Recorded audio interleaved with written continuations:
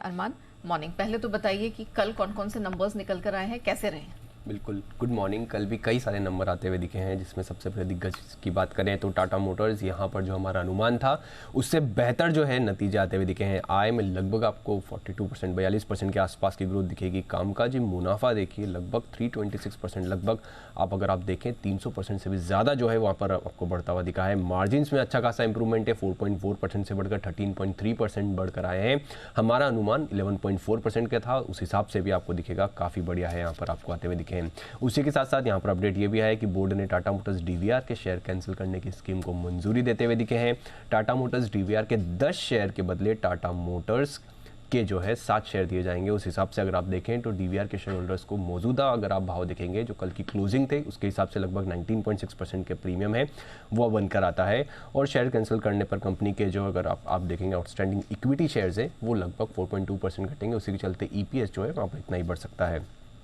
L&T की बात करें तो यहाँ पर भी अगर आप देखें तो जो हमारा अनुमान था उससे कंपैरेटिवली अगर आप देखें थोड़े बेहतर नंबर आए हैं। आए आप कामकाजी मुनाफे की स्पेसिफिकली अगर आप बात करें तो आय लगभग 33.6% 34% के आसपास बढ़कर आती हुई दिखी है। आपको कामकाजी मुनाफा 30% बढ़कर आता हुआ दिखा है।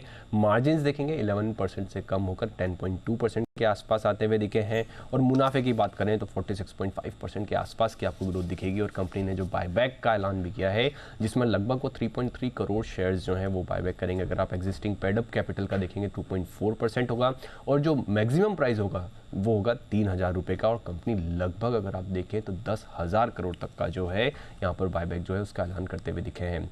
एसबीआई लाइफ यहाँ पर अगर आप देखें तो मिक्स सेट ऑफ नतीजे दिख रहे हैं। नेट प्रीमियम अर्नड में लगभग 18.7% की आपको ग्रोथ है। एपीई जो कि एनुअल प्रीमियम इक्विवेलेंट होता है वहाँ पर भी 4.4% की ग्रोथ है। वीएनबी मार्जिन्स हालांकि यहाँ पर अगर आप देखें तो कम होकर आए हैं, 30.4% से कम होकर 28.8% पर आते हुए दिखे हैं। और जो अनुमान अगर आप देखें तो 30.5% का था। एफ&ओ की बात करें तो डेल्टा कॉर्प यहाँ पर आपको नतीजे बढ़िया दिख रहे हैं। आय में लगभग 9.2% की ग्रोथ है। मार्जिन जो है वो भी इंप्रूव होकर आए हैं, 34.8% से बढ़कर 35.2% पर आते हुए दिखे हैं। और मुनाफे की अगर आप बात करें तो 19% की आपको आय दिखेगी। और इनका हाईएस्ट एवर की अगर आप बात करें रेवेन्यू आता हुआ दिखा है, हाईएस्ट मार्जिन एक्सपेंशन भी होते हुए दिखे हैं एबिटा में और नेट प्रॉफिट लेवल्स पर। डिक्सन की बात करें तो यहाँ पर जो हमारा अनुमान था उसके मुताबिक ही नंबर आते हुए दिखे हैं। आय लगभग 15% बढ़ी है।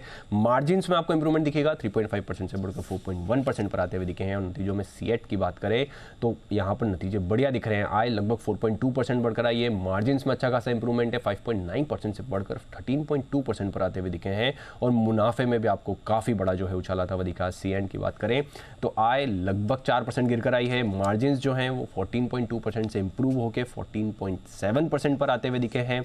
अंबर इंटरप्राइजेज यहाँ पर आय लगभग अगर आप देखें 6.8% 7% के आसपास गिर कर आई है। मार्जिन्स यहाँ पर इंप्रूव होकर आए हैं, हालांकि 5.4% से बढ़कर 7.8% पर आते हुए दिखे। और अंत में अगर मुनाफे की भी बात करें तो वहाँ पर भी लगभग आपको 7.5% की ग्रोथ दिखी। चलिए, तो ये वो कंपनी है जिन्होंने कल अपने नंबर्स जारी किए थे और उनकी एनालिसिस पूरी अरमान ने रखी आपके सामने। अच्छा अरमान, ये बताइए आज भी तो बहुत सारे नंबर्स निकल कर आने हैं, कौन कौन से नंबर्स आएंगे, कैसी एक्सपेक्टेशन है, एंड ऑफ कोर्स ट्रिगर्स कौन से? बिल्कुल, आज भी नतीजों में निफ्टी में आपको एक्सिस बैंक के, Bajaj finance, Cipla, doctor Reddy's, Tata consumer, tech Mahindra, BPCL जैसी कंपनियां दिखेगी, उनके नतीजे आते हुए दिखेंगे। एफ&ओ में भी REC, Shri cements, engine international, Oracle finance है, कोलगेट है, पंजाब नेशनल बैंक है, ऐसी कंपनियां हैं जहाँ पे आपको नतीजे आते हुए दिखेंगे।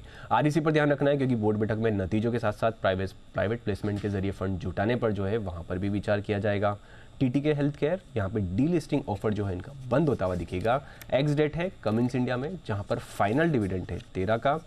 आईपीओ अपडेट्स जिसमें अगर आप देखें यथार्थ hospital and trauma care services का उनका आईपीओ आज से खुलता हुआ दिखेगा। आज से 28 जुलाई तक खुला रहेगा। प्राइस बैंड देखेंगे 285 से 300 का है।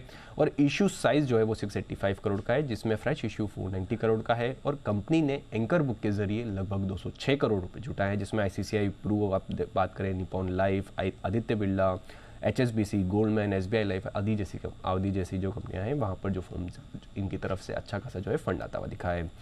खबरों के हिसाब से कैनफिन होम्स पर ध्यान रखिए क्योंकि कंपनी के अंबाला ब्रांच में धोखेधड़ी का मामला जो है वहाँ पर सामने आया है। तीन कर्मियों ने अनुमानित अगर आप बात करें तो लगभग 38.5 करोड़ की जो है धोखेधड़ी की है।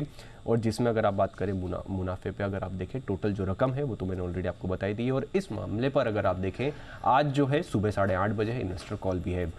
पावर ग्रिड कॉर्पोरेशन, यहाँ पर अगर आप बात करें तो 31 जुलाई की जो बोर्ड बैठक में नतीजों के साथ साथ बोनस शेयर पर भी विचार किया जाएगा और लगभग अगर आप देखें डिबेंचर्स और बॉन्ड्स के जरिए लगभग 12,000 करोड़ का जो है तक फंड जुटाने पर भी विचार किया जाएगा।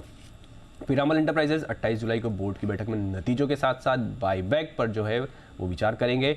ट्रांसफॉर्मर्स एंड रेक्टिफायर्स, यहाँ पर गेटको ने कंपनी में ट्रांसफार्मर के इंस्पेक्शन में खामियों का जो है आरोप लगाया था, उस पर कंपनी इस मामले में आंतरिक जांच जो है वो कर रही है। कंपनी ने कार्रवाई करते हुए 2 व्यक्तियों को निलंबित भी किया है। बॉम्बे वर्मा और एयरलाइंस स्टॉक, आदि एयरलाइंस स्टॉक से वहाँ पर आपको ध्यान रखना है क्योंकि मई की शुरुआत में ग्राउंडेड होने की घोषणा के बाद गो फर्स्ट ने मुंबई में ट्रायल उड़ान भरी है और दिल्ली हाईकोर्ट और NCLT के आदेश के अनुसार जल्द उड़ान भरने के लिए भरेगी जो है एयरलाइंस।